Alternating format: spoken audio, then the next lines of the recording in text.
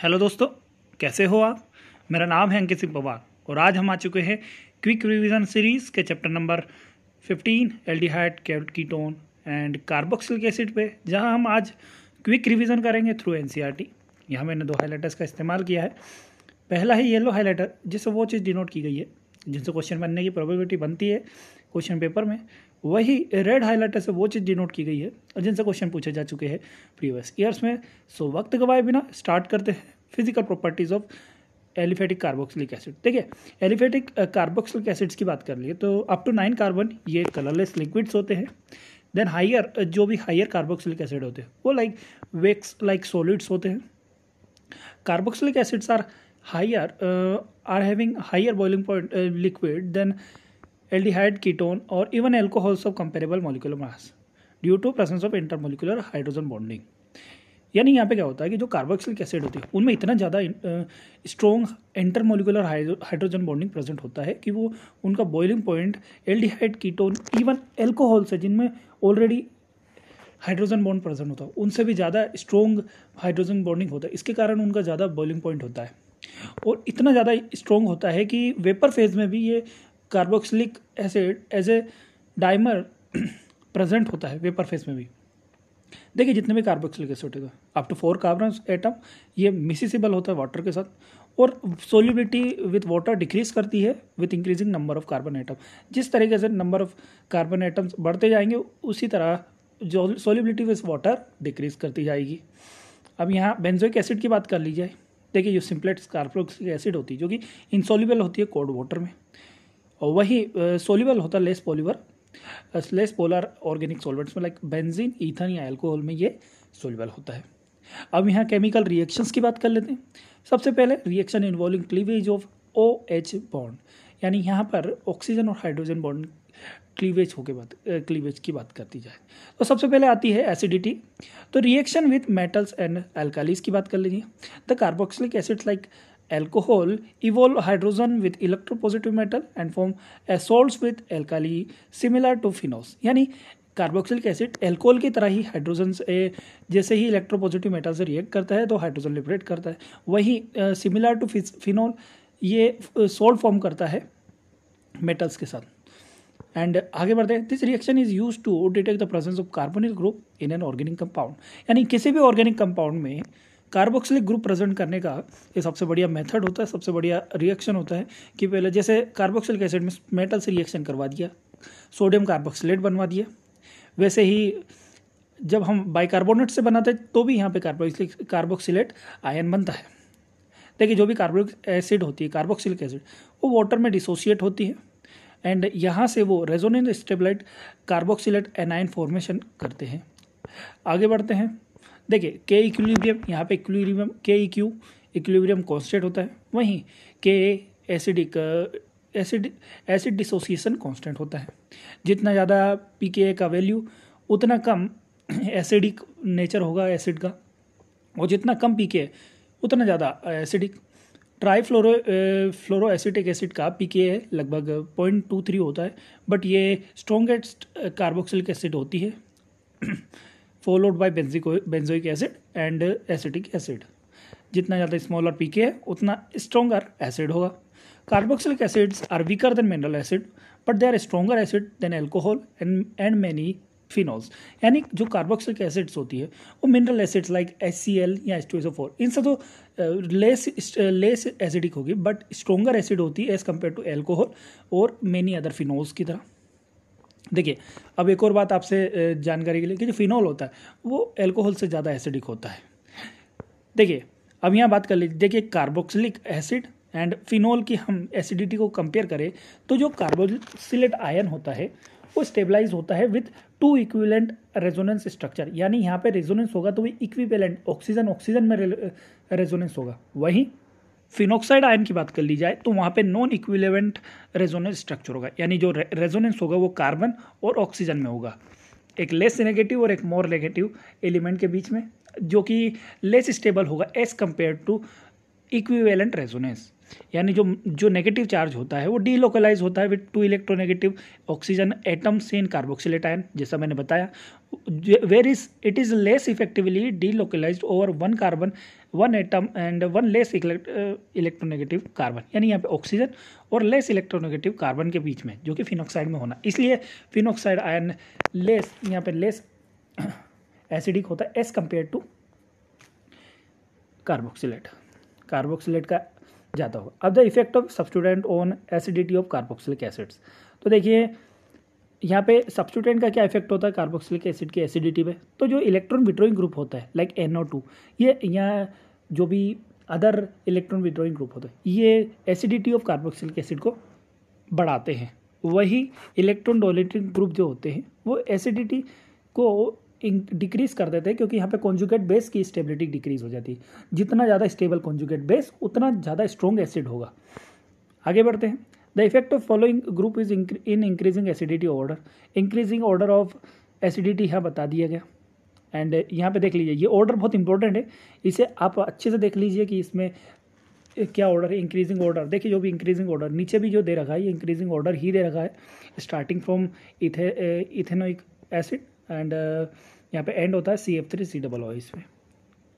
अब यहाँ पे कुछ और बात भी बोली जाए। Direct attachment of group such as phenyl और vinyl to carboxylate acid increases the acidity of corresponding carboxylic acid, यानी कभी कोई फिनाइल या विनाइल ग्रुप, यहाँ पे देखिए फिनाइल और विनाइल ग्रुप में खासियत ये होती है कि यहाँ पर रेजोनेंस होता है, यहाँ पे sp2 कार्बन होता है और sp2 कार्बन जैसे रेजोनेंस होता है स्टेबिलिटी बढ़ जाती है, sp2 कार्बन के कारण इलेक्ट्रोनेगेटिविटी बढ़ जाती है, इसके कारण स्टेबिलिटी भी बढ़ जाती है। तो कार्बोक्सिलिक एसिड होती है उनकी एसिडिटी भी बढ़ जाती है। देखिए यहाँ पे electronegativity of sp2 hybridise ion की बात कर ली जाए। वहीं the presence of electron withdrawing group on A phenyl of aromatic carboxylic acid increases the acidity while electron donating group decrease the acidity. मैंने पहले ही बताया इलेक्ट्रॉन विड्रॉइंग ग्रुप जो होते हैं उनके कारण एसिडिटी बढ़ेगी, वहीं इलेक्ट्रॉन डोनेटिंग ग्रुप के कारण एसिडिटी डिक्रीज करेगी। अब आगे आते हैं। Reaction involving cleavage of carbon oxygen hydroxyl group, यानी जो कार्बन और OH बॉन्ड के बीच में क्लीवेज होगा उसके रिएक्शन। पहला, formation of anhydride. Carboxylic acid on heating with mineral acid such as H2SO4 और with P2O5 give corresponding anhydride, यानी यहाँ पे देख ली इथेनोइक एसिड ने जब H2SO4 या P2O5 से रिएक्शन किया तो यहाँ पे इथेनोइक एनाइड्राइड फॉर्मेशन होता है। दूसरा, एस्टेरिफिकेशन की बात कर ली जाए। Carboxylic acids are esterified with alcohol और phenol in the presence of mineral acids such as concentrated H2SO4 और HCl which guess as a catalyst, यानी यहाँ पे जो भी कंसंट्रेटेड H2SO4 या HCl कैटलिस्ट का काम करेगा between reaction between A carboxylic acid and alcohol, जिससे ईस्टर फॉर्मेशन होता है। अब आगे आते हैं मैकेनिज्म ऑफ स्टेरिफिकेशन। जो भी मैकेनिज्म होता है actually nucleophilic acylation substitution acyl substitution reaction होता है। इससे ज़्यादा जानने की जरूरत नहीं है क्योंकि कोई यहाँ से क्वेश्चन ऐसे बनते नहीं है। वहीं हम अब रिएक्शन विद PCl5 PCl3 और SOCl2 की बात कर ली जाए। देखिए, the hydroxyl group of carboxylic acid behaves like that of alcohols and is easily replaced by chlorine atoms on treating with PCl5 PCl3 और SOCl2, यानी यहाँ पे कार्बोक्सिलिक ग्रुप एक एल्कोहल की तरह काम करेगा और इसको इजीली रिप्लेस किया जा सकता है विद क्लोरीन ग्रुप या PCl5 chlorine group of PCl5 PCl3 या SOCl2। अब यहाँ पे SOCl2 क्यों ज़्यादा प्रीफर किया गया, क्योंकि SOCl2 में प्रोडक्ट की side sulphur oxide sulphur dioxide और HCl बनता है, जो कि एस्केप हो जाता है मीडियम में और प्योर एसाइल क्लोराइड फॉर्मेशन हो जाता है। कार्बोक्सिलिक एसिड का PCl5 से रिएक्शन किया, एसाइल क्लोराइड बन गया। वहीं PCl3 से भी RCOCl, वहीं SOCl2 से भी रिएक्शन किया तो RCOCl2, बट यहाँ पे प्रोडक्ट के साथ बाय प्रोडक्ट में SO2 और HCl भी फॉर्मेशन होता है। वहीं रिएक्शन विद अमोनिया की बात कर लीजिए। Carboxylic acid react with ammonia to give ammonium salt which on further heating at high temperature gives amides, यानी कार्बोक्सिलिक एसिड अमोनिया से रिएक्ट करके अमोनियम सॉल्ट बनाएगा या जैसे अमोनियम एसिटेट, तो उसको फिर बाद में उसकी हीटिंग करके हम अमाइड फॉर्मेशन कर लेते हैं। कार्बोक्सिलिक एसिड बेंजोइक एसिड से रिएक्शन अमोनिया से रिएक्शन करवा दिया तो अमोनियम बेंजोइड फॉर्मेशन हो गया और उसको हीट करने पर बेंजामाइड फॉर्मेशन हो जाता है। आगे जैसे कभी बेंजीन रिंग पे 2 कार्बोक्सिलिक एसिड लगे तो उनका अमोनिया से रिएक्शन करवा दिया, अमोनियम थैलेट बन गया, जिसका हाइड्रोलिसिस करके हमने थैलेमाइड फॉर्मेशन किया, फिर उसका अमोनिया से के साथ स्ट्रॉन्ग हीट करके हम वापस थैलेमाइड फॉर्मेशन कर लेते हैं। थैलीमाइड फॉर्मेशन हो गया। यहाँ पे पहले थैलेमाइड से थैलीमाइड हो गया। अब reaction involving carboxylic group involve, यानी यहाँ पे रिएक्शन होते हैं उन ग्रुप में जिनमें कार्बोक्सिलिक एसिड यूज होता है।